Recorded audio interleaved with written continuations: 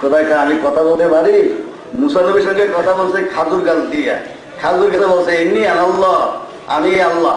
তো খাজুর গাছ কি আল্লাহ হিসেবে কি? মুসা আলাইহিস সালাম তো এই কথা কোনোদিন বুঝাই। মুসা আলাইহিস সালাম শুনতেছে খাজুর গাছে বলতেছে ইন্নী আনাল্লাহ, ইয়া মুসা ইন্নী আনাল্লাহু রাব্বুল আলামিন, আমি রাব্বুল আলামিন আল্লাহ। মুসা আলাইহিস সালাম বলে এই খাজুর গাছ তো আল্লাহ নয়, বরং আল্লাহর হরণ, মাইকেল হরণ। বলেন না সুবহানাল্লাহ। তা আল্লাহ যদি খাজুর গাছের মাথা দিয়া মুসা নবীর সঙ্গে কথা বলতে পারে, তাহলে আমার নবীর জবানে আল্লাহ কথা বলতে পারেন কি পারেন না? পারেন না সুবহানাল্লাহ।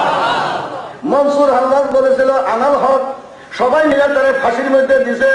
মনসুর আনাল হক মনসুরে বলতেছে ও পাগলেরা, ও মৌলবী সাহেবেরা, তোমরা যে আমার বিরুদ্ধে ফতুয়াবাজি করলা সবাই মিলে, আমি কাফের, আমি মুশরিক, তোমরা কুফরি ফতুয়া দিলে তোমাদের এই ফতুয়াবাজি কিচ্ছুই হবে না, কিয়ামত পর্যন্ত আমাকে মনসুর হাল্লাজ বলে মানুষের সম্মান করবে। বলেন না সুবহানাল্লাহ। ওই মৌলবী ওহাবি মোল্লা তাদের ফতুয়া কোনো দাম আছে? মনসুর আল্লাহর বিরুদ্ধে ফতুয়া দিয়েছিল কোনো দাম আছে? মনসুর আল্লাহ ওলি আল্লাহর দপ্তরের মধ্যে নাম হয়ে গেছে। বলেন না সুবহানাল্লাহ। মনসুর আল্লাহ যার মাজারও জিয়ারত করেছি। মনসুর আল্লাহ জ্বালাইয়া যে ছাইগুলি ফেলে দিয়েছিল দজলা নদীতে, টাইগ্রিস নদীতে, সেই জায়গাও জিয়ারত করেছি। এমন কেরামত আজকে প্রায় 900 বছর হয়ে গেল, 1000 বছরের মতো হয়ে গেল। গাউসে পাকেরও আগের, গাউসে পাকের বীরের নাম হইল আবু সাইদ মখজুমি, এর আগে ওনার বীরের নাম হইল হযরত আবুল হাসান আক্কারি, ওনার বীরের নাম হইল আবুল বারাত তরতুসি, ওনার পীরের নাম হইল আব্দে ওয়াহেদ তমিমি, ওনার পীরের নাম হইল শেখ শিবলি। শেখ শিবলির মুরিদ হইল আব্দে ওয়াহেদ তমিমি আর মনসুরে হাল্লাজ। বলেন না সুবহানাল্লাহ। তাহলে গাউসে পাকের পীরের পীর দাদা পীরের পীর, সেই পীর হইল হযরত মনসুর হাল্লাজ। বলেন না সুবহানাল্লাহ। হযরত গাউসে পাক বলেন মনসুর হাল্লাজ এমন এক অবস্থায় পৌঁছে গিয়েছিল, তাকে সামলাইবার মতো কেউই ছিল না ওই যুগের মধ্যে। আমি আব্দুল কাদের যদি হইতাম তাহলে আমাকে একটু সামলাইতাম। উনি খোদার কাছে এমনি ভাবে মিশে গেছে যে কথাগুলি মানুষে কবুল করতে পারে না, এমন কথা ওনার মুখে দিয়া বাহির হয়ে গেছে, আনাল হক, আমি আল্লাহ। বলেন না সুবহানাল্লাহ। গাউসে পাক বলে আমি হইলে সামলাইতাম, এমনি কথা গেলে আরেকটু আসতে কও। বলেন না সুবহানাল্লাহ।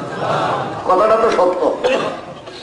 মনসুর আল্লাহ ডাক দিয়া বলে এই বাতিল মৌলবীরা, আমার বিরুদ্ধে যে তোমরা ফতুয়া দিলা আনাল হক, আমি বলছি মান্না গোয়ান আনাল হক ইয়ারে গোয়াত বগু, আমি তো নিজে আনাল হক বলি নাই, আমার আল্লাহ বলতেছে তুই বল আনাল হক। এইটা আল্লাহর কথা, আমার কথা না। আল্লাহর কথা আমার জবানে দিয়ে বাইরেছে। আমি তো কোনোদিন আমার কথা বলে আমি কোনোদিন দাবি করি নাই আমি আনাল হক বলছি। বলেন না সুবহানাল্লাহ। আমার জীবনে এমন একটা পরীক্ষা হয়ে গেল একবার, যখন আমি আলেম ক্লাসে পড়ি, তখন লাকসাম জংশনের পশ্চিমের গ্রাম মিস্ত্রি, ও এক বাড়িতে আমি লজিং। ওই বাড়ির মধ্যে এক মজুর ফকির আছে, হান্নান ফকির বলা হয়। হান্নান ফকির শীতকালে একটা পাতলা জামা গায়ে দিয়া পুকুরের দক্ষিণ পাড়ের মধ্যে বসে, উত্তরের বাতাস এই পানির থেকে উঠে উঠে তার গায়ের মধ্যে লাগে। সে কিন্তু কোনো লেবও গায়ে দেয় না, চাদরও গায়ে দেয় না। সারা রাত বসে বসা সে কি বলে আল্লাহ আল্লাহ আল্লাহ আল্লাহ আল্লাহ আল্লাহ আল্লাহ, তোরে খাই।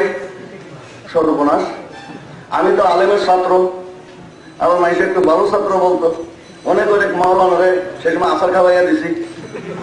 ছাত্র হিসেবে একটু ভালো ছিলাম, অনেক বড় বড় ওহাবি মৌলবী করে পড়ালেখা করে ফেলছি। সেই সময় আমার মনে চাই হান্নান ফকির যাইয়া ধরি, তার বাড়িতে আমি ভাত খাই বলে কি তার আমি সেই এরকম বেসরা কথা বলতেছে আল্লাহ তোরে খাই, আল্লাহরে খাইতে পারে কেউ ডরেও যাই না, কি জানি এমনি দেখে আমার কিছু ফকির এলিয়ে আছে, দুনিয়াদারের কোনো খেয়াল নাই, একদম বেকার মঞ্চ। আল্লাহ তোরে খাই। একদিন আর ফজরের টাইমে উঠলাম, আগুনের টাইমে, ওইটা উজু করতে গেছে, এসে কিতাব পড়বো, ফজরের আজানের সময় আজান দেব, উজু করতে গিয়েছি, এখানে সে একটা মুসল্লা বিছাইয়া সারা রাত সেখানে বসে থাকে মাটির মধ্যে।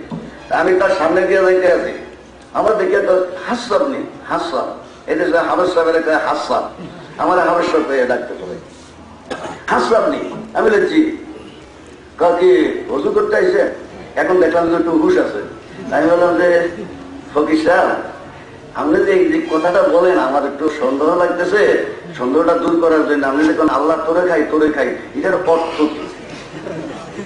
আল্লাহরে কেমনে খায়? তো হাসান আপনি তো জানেন না, আল্লাহ তোরে খাই এটার অর্থ কি জানেননি? এটার অর্থ হলো আল্লাহ তোর মহব্বত খায়, আল্লাহ তোর মহব্বতের শরবত খায়, আল্লাহ তোর মহব্বতের শরবত খায়। এইটার অর্থ হলো আল্লাহ তোরে খাই। আমি বলি ও এটা তো নহসরফের কথা, মুজাবিলাই আল্লাহর প্রেমের শরবত পান করে এইটারে ছোট কইরা মুজাবিলাই বাদ দিয়া আলিফলাম ব্যবহার করে আল্লাহ তোরে খাই করেন না? সুবহানাল্লাহ। হযরত গাউসে পাকের আগে হইল মনসুর হাল্লাল, তিনি বললেন জবান হইল আমার, কালাম হইল আল্লাহর, আনাল হক এটা আমার দাবি না। তোমরা ভুল করেছো, আমাকে ফাঁসি দিয়েছো, কিন্তু ফাঁসি দিয়ে কিছুই করতে পারবে না, আমার সালি পর্যন্ত আনাল হক বলতে থাকবে। এটা তো মুসনবী শরীফের কথা, বলেন না সুবহানাল্লাহ। আমি জানলে বলি, আমার থেকে এত ভালো করে আরো আমার ওয়াহাবী বন্ধুরা বলেন, ওনারাও তো এই কাহিনীগুলি বলেন। তাহলে সেই সময়ের মধ্যে আনার হক কেমনে? আপনি কি কার বলতে পারবেন আনার হককে? বলা তো যাবে না, তিনি আল্লাহর বলি, বলেন না সুবহানাল্লাহ। আপনি কেমনে এটাকে শিরক বলবেন? আমরা মিলা শরীফ করি, কোন বন্ধুরা কয় এটা শিরক, বলেন না নাউযুবিল্লাহ। আরে শিরক ওর অর্থই তো বুঝে না। শিরকের অর্থ হইল আল্লাহর সমকক্ষ। মিলা শরীফ আল্লাহর সমকক্ষ?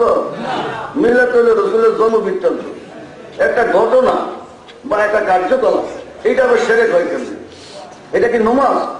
নমাজ হইলে না, নমাজের সঙ্গে নমাজের একটা শিরক করে।